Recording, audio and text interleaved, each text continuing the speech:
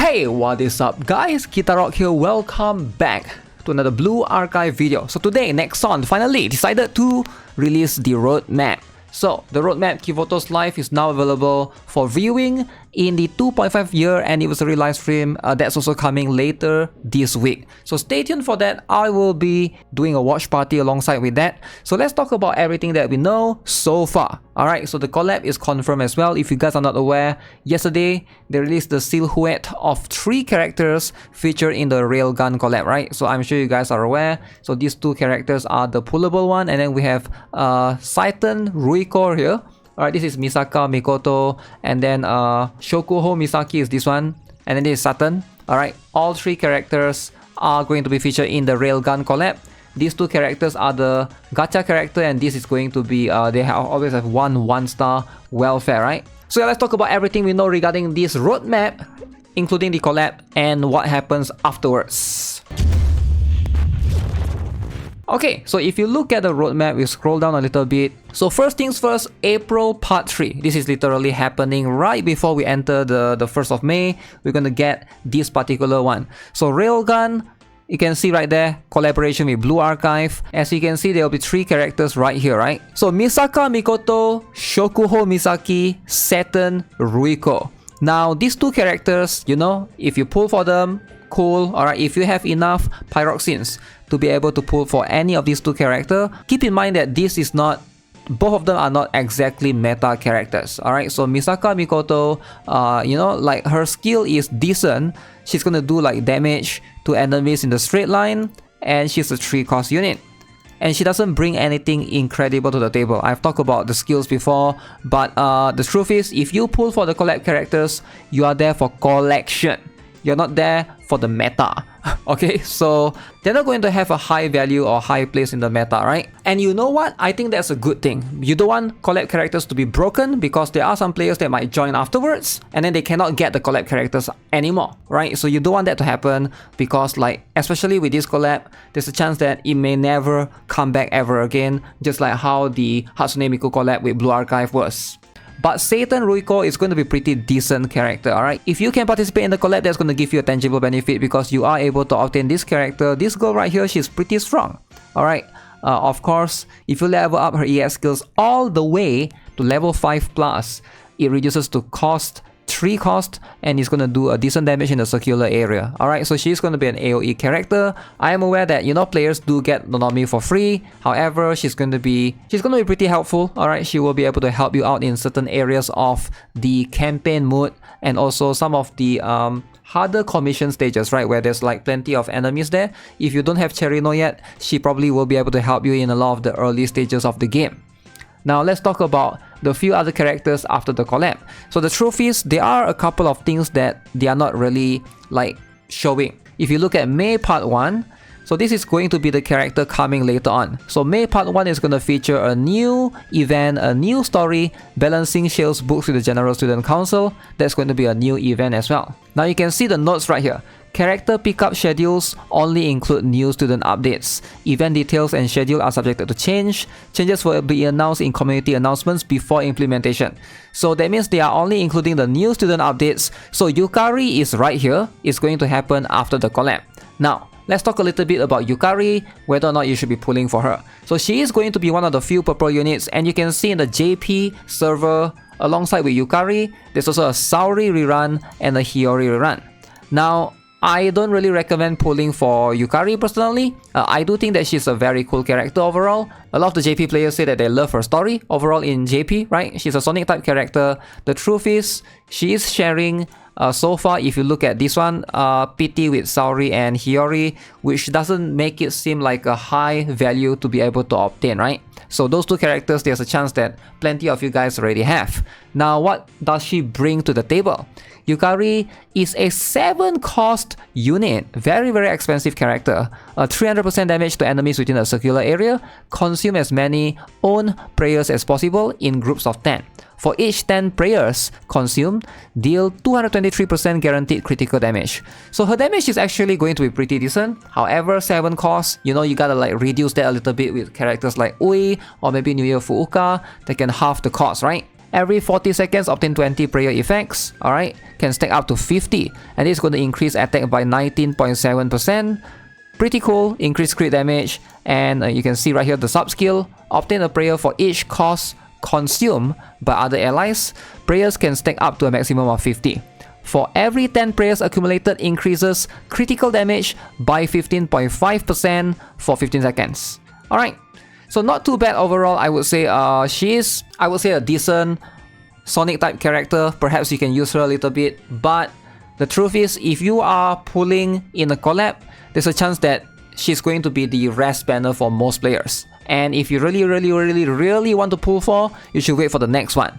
Alright, that's going to come later on in May Part 2. That is going to be Renjie and Kikio. Now, if you can pull for any banner, this is going to be the one to pull for.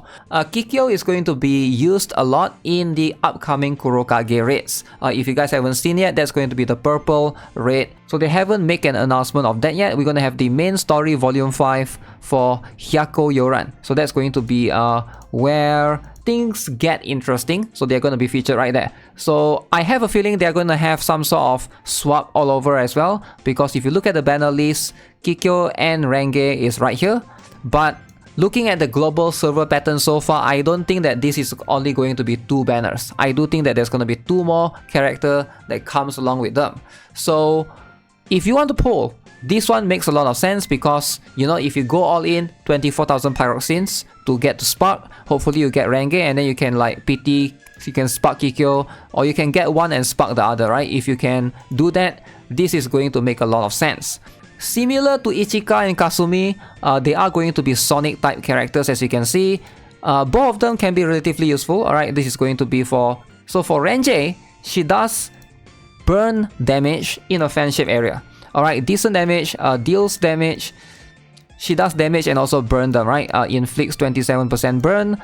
Her normal skill every 30 seconds obtain passion status, where she increases her attack by 37% for 22 seconds. She has passive skill that increases her own attack, and when attacking in passion state, which is the passion status from the normal skill, she will be able to deal up to 8.6% of attack as additional damage. She's going to be a very cool character moving forward. Renjie is a decent character, but so far on the list, Kikio is going to be the one that most players try to obtain.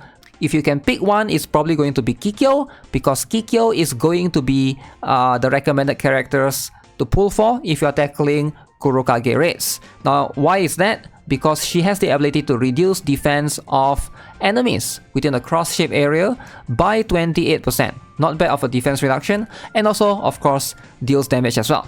Now, in JP server, the meta is going to be Kikio and Swimsuit Hanako. Now, if you have Swimsuit Hanako, she just complements her completely to be able to tackle the insane raid for Kurokage. So that's going to be the meta moving forward. So in her normal skill, you can see every 35 seconds, she also adds this sonic efficiency to other allies within a circular area. That's where, you know, the other Swimsuit Hanako comes in. She will be able to benefit from this sonic efficiency overall. And effect depends on the number of allies affected. So it goes higher the more Sonic characters you have. So something to consider. Alright, so again, increase attack by 26.6%, and every 30 seconds, increase attack by 32.8%. She's able to obtain this thing called the Furin Kazan. So what this does is, if you use an EX skill with 3 of these Furin Kazan stack present, this will be consumed, and the EX skill cost of all other allies will be reduced by 1. So she does quite a lot of things. Alright, she boosts every allies in the circular area, providing them sonic efficiency. She gives decent debuff to the enemy, reducing their defense. She also basically apply this cost reduction to everyone when she reaches certain stack. So Kikio is going to be one of the best character, one of the best Sonic character besides Swimsuit Hanako. If you're looking for one, if you're looking to tackle any Sonic content, Sonic raid bosses in the future, so definitely you will need to consider getting her. Now, the truth is, you gotta ask yourself which is going to be more important. Now you gotta like think carefully. Alright, okay, do I try to get the collab characters which are limited and they are probably never going to come back ever in Blue Archive, or do I go for meta, which is Kikio? Alright, and then hopefully get Renjie along the way if you can go in 24,000 pyroxenes, etc.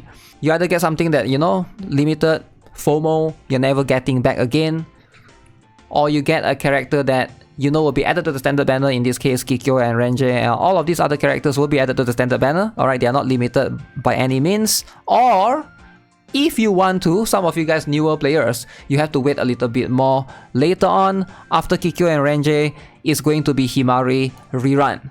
Now that is going to be the one that I think a lot of players also want to consider getting. Now, if you don't have Himari yet, definitely get Himari. Please, get Himari. She is by far going to have a higher value. Alright, so again, they didn't really release the roadmap after that. We only get up to May Part 2. But after Kikyo and Renji, supposedly it should be Himari.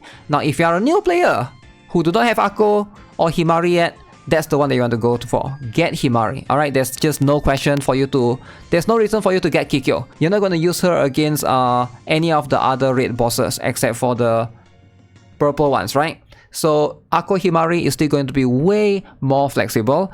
She is going to be really strong. Alright, these two characters are going to be the one to go to if you are a day one player, I would say. Alright, day one player like myself and a lot of other, you know, players in my guild, my club.